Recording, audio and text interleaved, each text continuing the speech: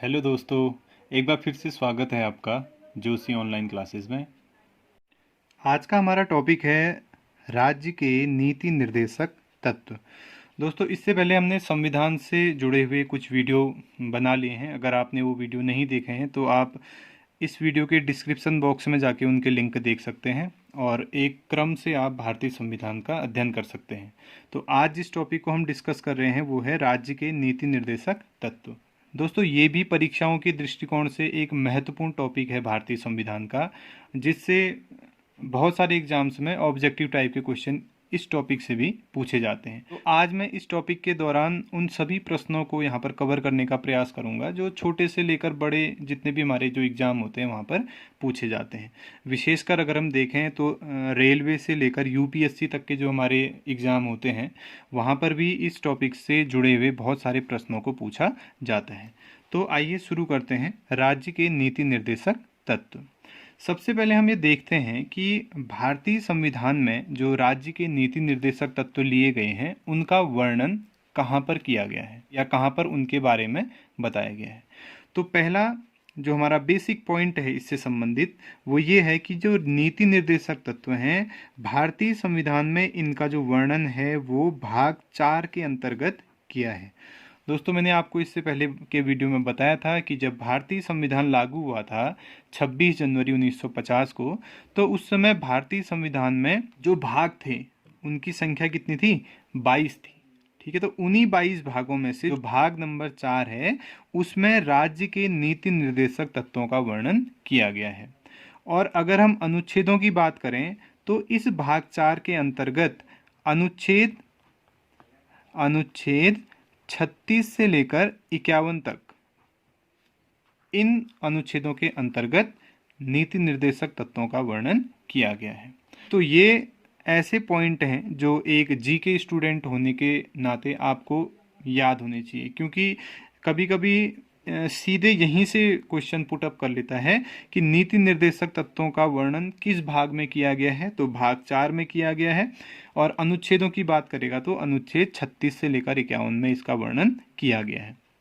कभी कभी क्या होता है, इसका ये पूछ लेता है कि ये जो प्रावधान है नीति निर्देशक तत्वों का जो प्रावधान है उसे भारतीय संविधान में किस देश के संविधान से ग्रहण किया गया है। तो वहाँ पर उसका आंसर है आपका आयरलैंड। यानी कि भारतीय संविधान में नीति निर्देशक तत्वों का जो प्रावधान है उसे आयरलैंड के संविधान से ग्रहण किया गया है। तो ये क्या है, आपके बेसिक से पॉइंट हैं जो आप टू द पॉइंट इन्हें याद रखिएगा, क्योंकि इससे रिलेटेड क्वेश्चन आपके एग्जाम में कई बार पूछ लिए जाते हैं। तो आइए अब बात करते हैं कि जो राज्य के नीति निर्देशक तत्व हैं वो क्या हैं या उनकी संविधान में क्या उपयोगिता है उससे संबंधित। तो इसके लिए हम थोड़ा सा पहले यहाँ पर जाते हैं। जब संविधान सभा के द्वारा क्या होता है कि संविधान का निर्माण किया जा रहा था, तो उस समय उस संविधान सभा के एक संवैधानिक सलाहकार थे जिनका नाम था BN राव। ये पहले भी हमने बताया है, आपको याद भी होगा कि BN राव जो थे भारतीय संविधान सभा के संवैधानिक सलाहकार थे। तो ये प्रश्न भी आता है कि संविधान सभा के संवैधानिक सलाहकार कौन थे, तो BN राव उसके संवैधानिक सलाहकार थे। इन्होंने क्या किया है कि जो संविधान सभा थी उनको अपना विचार दिया, एक तरह की सलाह दी। इन्होंने कहा कि आप संविधान में 2 तरह के मौलिक अधिकारों को रखिए। एक मौलिक अधिकार वो जिन्हें तत्काल प्रभाव से राज्य के द्वारा या सरकार के द्वारा लागू किया जाएगा और जिन्हें न्यायालय में चुनौती दी जा सकेगी। ठीक है, यानी कि वो न्यायालय में क्या होंगे, प्रवर्तनीय होंगे। और दूसरे प्रकार के मौलिक अधिकारों के बारे में इन्होंने कहा कि इन्हें धीरे धीरे राज्य के द्वारा या सरकार के द्वारा क्या होगा, लागू किया जाएगा। और इन्हें मतलब जो दूसरे प्रकार के मौलिक अधिकार थे उन्हें न्यायालय में परिवर्तनीय नहीं माना जाएगा, यानी कि उन्हें न्यायालय में चुनौती नहीं दी जा सकेगी। तो ये सुझाव दिया था BN राव ने। अब संविधान सभा ने क्या किया, इनकी जो सलाह थी या इनका जो विचार था उसे माना तो सही, लेकिन संविधान में 2 तरह के मौलिक अधिकार नहीं रखे, बल्कि उन्होंने क्या किया, जो मौलिक अधिकार एक्चुअल में जो मौलिक अधिकार थे उनको मौलिक अधिकारों की तरह रखा जिन्हें न्यायालय में चुनौती दी जा सकती थी। और वे विचारधाराएं जो न्यायालय में परिवर्तनीय नहीं थी या जिसे सरकार उस समय अपनी जनता को देने में सक्षम नहीं थी, तो उसे संविधान में नीति निर्देशक तत्वों के रूप में समाहित किया गया। और अगर हम संविधान में इसे देखें तो जो नीति निर्देशक तत्व हमारे हैं भारतीय संविधान में वर्णित, उन्हें और मौलिक अधिकारों को एक रूप में ही जो है भारतीय संविधान में समाहित किया गया है। सिर्फ अंतर दोनों में इतना ही है कि जो मौलिक अधिकार हैं, अगर राज्य के द्वारा वो लागू नहीं किए जा रहे हैं तो हम उन्हें न्यायालय में चुनौती दे सकते हैं। और नीति निर्देशक तत्वों के बारे में ये है कि अगर राज्य द्वारा इनको लागू नहीं किया जा रहा तो हम इसको न्यायालय में चुनौती नहीं दे सकते। तो आप एक चीज़ ये याद रखना यहाँ पर कि जो नीति निर्देशक तत्व हैं ये न्यायालय में क्या है, वाद योग्य नहीं है, अर्थात इनको न्यायालय में चुनौती नहीं दी जा सकती। जबकि जो हमारे मौलिक अधिकार हैं उन्हें हम क्या न्यायालय में चुनौती दे सकते हैं। अब बात करते हैं कि जो राज्य के नीति निर्देशक तत्व हैं ये वास्तव में क्या हैं और इन्हें संविधान में क्यों लिया गया है। तो यहाँ पर अगर हम देखें, राज्य का जो मतलब है, राज्य का मतलब किससे, यहाँ पर सरकार से है। तो सरकार को क्या करना चाहिए और जनता को किस तरह की सुविधाएं देनी चाहिए, तो ऐसे प्रावधानों का जो वर्णन है वो नीति निर्देशक तत्वों के अंतर्गत किया गया है। या एक तरह से हम ये कह सकते हैं कि जो राज्य के नीति निर्देशक तत्व होते हैं वो सरकार के दायित्वों को, जनता के प्रति जो सरकार के दायित्व होते हैं उनको दर्शाता है ना, उन दायित्वों को दर्शाता है कि सरकार को अपनी जनता के प्रति किस तरह का व्यवहार करना चाहिए या किस तरह की उन्हें सुविधाएं मुहैया करानी चाहिए। इसी चीज़ को देखते हुए इसे क्या किया गया है, संविधान में शामिल किया गया है। अब हम बात करते हैं कि जो राज्य के नीति निर्देशक तत्व हैं उनके उद्देश्य क्या हैं। उद्देश्यों के बारे में हम क्या करते हैं, यहाँ पर बात करते हैं कि राज्य के नीति निर्देशक तत्वों के जो उद्देश्य हैं वो क्या है। सबसे पहला जो उद्देश्य इसका है वो ये है, लोक कल्याणकारी राज्य की स्थापना करना। ये आएगा परीक्षाओं में, पूछा जा सकता है, बहुत महत्वपूर्ण है कि लोक कल्याणकारी राज्य की स्थापना करना। परीक्षाओं में पूछा जा सकता है कि जो नीति निर्देशक तत्व हैं उनका वास्तव में उद्देश्य क्या है। तो क्या है, लोक कल्याणकारी राज्य की स्थापना करना। लोक कल्याणकारी राज्य से हमारा मतलब है कि ऐसे राज्य की स्थापना करना जो लोगों के हितों की क्या करता हो, रक्षा करता हो या उनका ध्यान रखता हो। समझ गए। तो इसका जो पहला उद्देश्य है राज्य के नीति निर्देशक तत्वों का वो ये है कि लोक कल्याणकारी राज्य की स्थापना करना। सरकार के द्वारा एक ऐसा राज्य बनाया जाए, ऐसे राज्य की स्थापना की जाए जिसमें ज़्यादा से ज़्यादा जो लोग हैं, जो जनता है, उसकी हितों का ध्यान सरकार के द्वारा रखा गया हो। और दूसरा उद्देश्य इसका ये है, नीति निर्देशक तत्वों का जो दूसरा उद्देश्य है वो है आर्थिक सामाजिक। ये मैं इसलिए लिखा रहा हूँ क्योंकि ये पूछा जाता है, इस पोर्शन से पूछा जाता है कि नीति निर्देशक तत्वों का वास्तव में उद्देश्य क्या है। तो क्या उद्देश्य है, आर्थिक सामाजिक लोकतंत्र की स्थापना करना। तो ये प्रमुख रूप से उद्देश्य हैं हमारे राज्य के जो नीति निर्देशक तत्व हैं उनके, जिसमें पहला कह रहा है लोक कल्याणकारी राज्य की स्थापना करना और दूसरा कह रहा है आर्थिक और सामाजिक लोकतंत्र की स्थापना करना। और इसके अलावा अगर हम नीति निर्देशक तत्वों के महत्व पर चर्चा कर लें तो दो तीन महत्व आपको यहाँ पर स्पष्ट रूप से दिखाई देंगे कि जैसे जो भारतीय संविधान की जो प्रस्तावना थी उसमें कुछ शब्द इंडिकेट किए गए थे, जैसे समाजवादी शब्द है, धर्मनिरपेक्ष शब्द है, लोकतंत्र, गणतंत्र। ये जो शब्द भारतीय संविधान की प्रस्तावना में इंडिकेट किए गए थे उसका जो विस्तृत वर्णन, इन शब्दों का जो हमें विस्तृत वर्णन देखने को मिलता है वो देखने को मिलता है हमें राज्य के नीति निर्देशक तत्वों के अंतर्गत। तो इस प्रकार हम कह सकते हैं कि जो नीति निर्देशक तत्व हैं वो प्रस्तावना के जो जितने भी हमारे उद्देश्य हैं उनको स्थान देने वाला एक भाग है।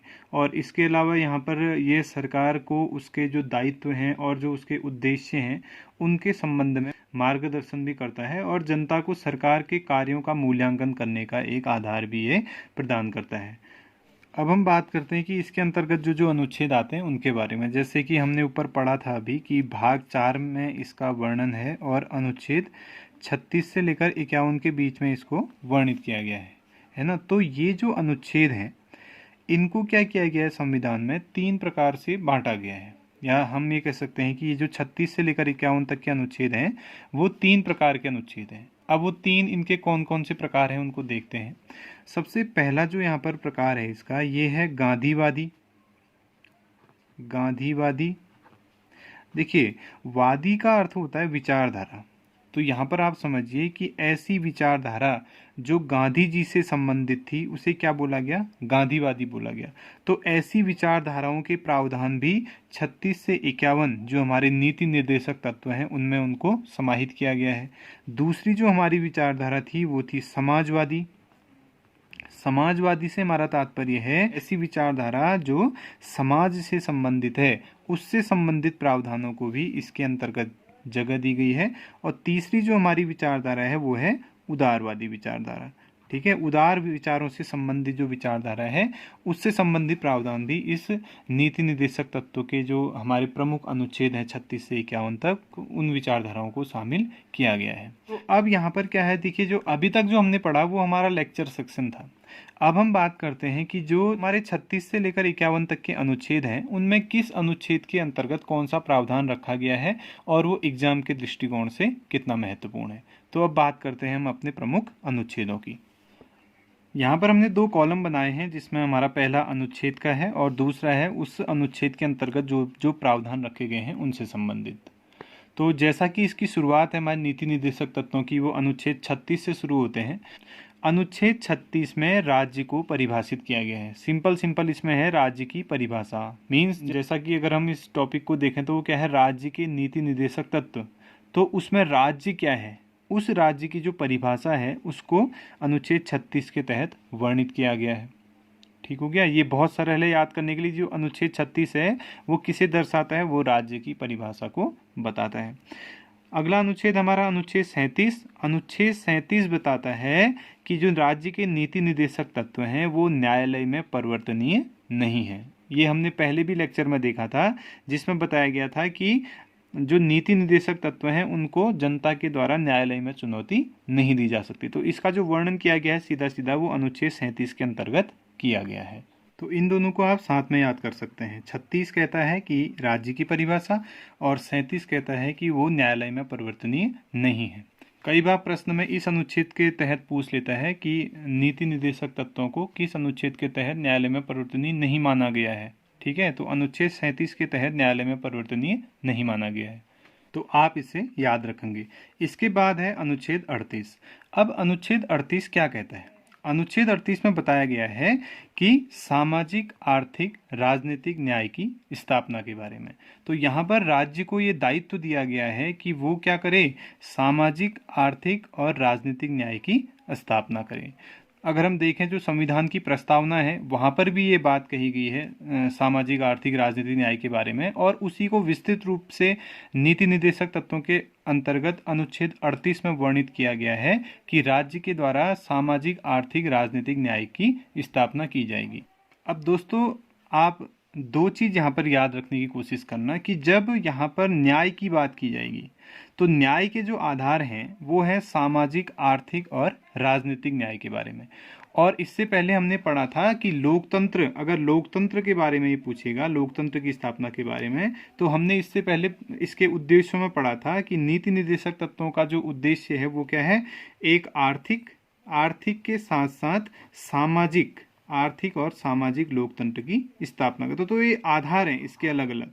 लोकतंत्र के आधार पर आर्थिक और सामाजिक लोकतंत्र की स्थापना करेगा और न्याय के आधार पर सामाजिक, आर्थिक और राजनीतिक न्याय की स्थापना करने का जो दायित्व है वो राज्य को सौंपा गया है या सरकार को सौंपा गया है। इसके बाद हम बात करते हैं अनुच्छेद 39 ख और 39 ग की। इन तीनों को हम एक साथ याद करने का प्रयास करेंगे। यहाँ पर क्या हुआ था कि 42वां संविधान संशोधन हुआ था। 42वां संविधान संशोधन 1976, ये आप याद रखिएगा, ये बार बार पूछा जाता है परीक्षाओं में कि 42वां संविधान संशोधन कब हुआ था, 1976 में हुआ था। तो इस संशोधन के माध्यम से इसमें खंड क और ख और ग ये इसमें जोड़े गए, जिसमें ये बताया गया है कि 39 क कहता है समान कार्य के लिए समान वेतन। अर्थात स्त्री हो या पुरुष, कोई भी व्यक्ति अगर एक ही काम को कर रहा है, समान उनका कार्य है, तो उसे क्या दिया जाएगा, बिना किसी भेदभाव के उसके काम के लिए एक समान वेतन उसे दिया जाएगा। ये बताया गया है अनुच्छेद 39 के क में।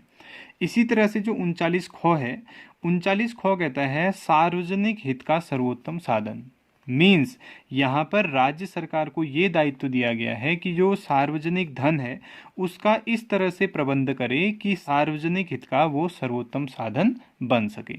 याद रखना कि जो सार्वजनिक धन होता है, जो सभी के हित के लिए इस्तेमाल किया जाता है, तो राज्य को ये जिम्मेदारी दी गई है कि राज्य सार्वजनिक धन का इस तरह से प्रबंधन करेगा कि जिसके पीछे सभी का क्या होगा, सार्वजनिक हित छुपा हुआ होगा। ठीक है, तो ये बताता है 39 ख।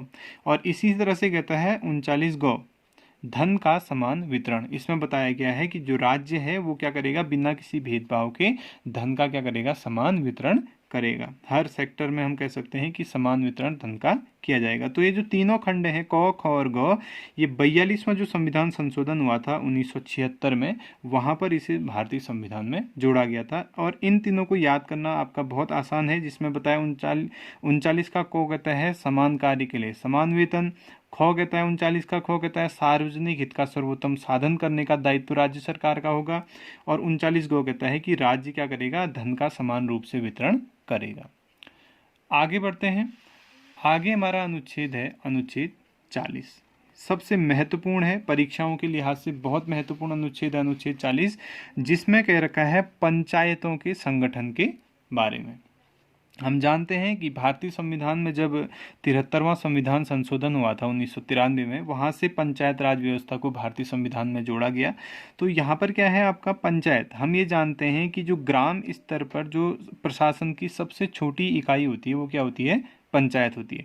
तो उस पंचायत के गठन का जो प्रावधान है वो राज्य के नीति निर्देशक तत्वों के अंतर्गत अनुच्छेद 40 में किया गया है। ये सबसे महत्वपूर्ण अनुच्छेद है, तो आपको इसको याद रखना जरूरी है कि अनुच्छेद 40 से पूछ सकता है कि पंचायतों के संगठन का प्रावधान किस अनुच्छेद के तहत किया गया है, तो अनुच्छेद 40 के तहत किया गया है। आगे बढ़ते हैं। अनुच्छेद 41। अनुच्छेद 41 में क्या कहा गया है, अनुच्छेद 41 कहता है कि कुछ दशाओं में, कुछ दशाएं जैसे माना गरीबी है, बेरोजगारी है, या बुढ़ापा है, या कोई बीमारी है, तो उस दशा में काम पाने का अधिकार, या शिक्षा प्राप्त करने का अधिकार, या लोक सहायता प्राप्त करने का जो अधिकार है, उस अधिकार को जो जोड़ा गया है वो अनुच्छेद 41 के तहत जोड़ा गया है। ठीक है, तो आप इसे आसानी से याद कर लें कि अनुच्छेद 41 कहता है कि कुछ दशाओं में, विशेष दशाओं जैसे गरीबी है, या भुखमरी है, बेरोजगारी है, या बीमारी है, या बुढ़ापा है, तो उस स्थिति में काम पाने का अधिकार, शिक्षा पाने का अधिकार, या फिर लोक सहायता प्राप्त करने का जो अधिकार है उसका वर्णन अनुच्छेद 41 के तहत किया गया है। अगला है अनुच्छेद 42।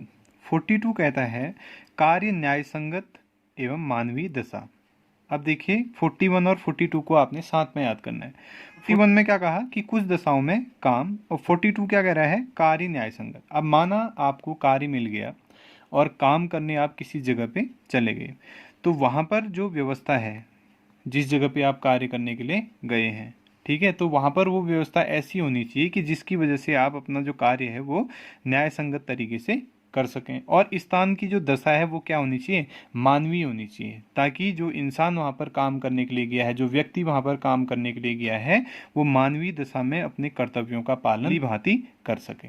अगला है अनुच्छेद 43, जिसमें कह रहा है निर्वाह मजदूरी। निर्वाह मजदूरी से हमारा तात्पर्य है, अब माना आपको कार्य मिल गया और आप कार्य करने के लिए चले भी गए, तो निर्वाह मजदूरी मतलब कार्य करने के बाद जो आपको वेतन, पारिश्रमिक जो दिया जाएगा वो इतना होना चाहिए कि जिससे आप आसानी से अपना जीवन निर्वाह कर सकें। दूसरा यहाँ पर इसमें बताया गया है कि कुटीर उद्योग को बढ़ावा, कि राज्य के द्वारा क्या किया जाएगा, जो छोटे छोटे उद्योग होते हैं, कुटीर उद्योग होते हैं, उनको प्रोत्साहन देने का कार्य किया जाएगा। तो ये तीनों अनुच्छेद आप आसानी से याद कर सकते हैं, जिसमें 41 में कह रहा है कि जो काम है, कुछ दशाओं में काम। 42 में बताया गया है कि जो कार्य आपको मिला है वो क्या होना चाहिए, न्याय संगत होना चाहिए और मानवीय दशा होनी चाहिए कार्यस्थल की। और अगला जो 43 में कह रहा है वो कह रहा है कि जो कार्य करने के बाद जो पारिश्रमिक मिलेगा, मजदूरी मिलेगी, वो इतनी होनी चाहिए कि जिससे व्यक्ति का आसानी से जीवन निर्वाह हो सके, और राज्य के द्वारा कुटीर उद्योगों को जो है बढ़ावा या प्रोत्साहन मिलता रहना चाहिए। अगला हमारा अनुच्छेद है अनुच्छेद 44, जिसमें बताया गया है समान नागरिक संहिता। समान नागरिक संहिता से हमारा तात्पर्य है कि भारत देश में, हमारे देश में दो तरह के कानून हैं।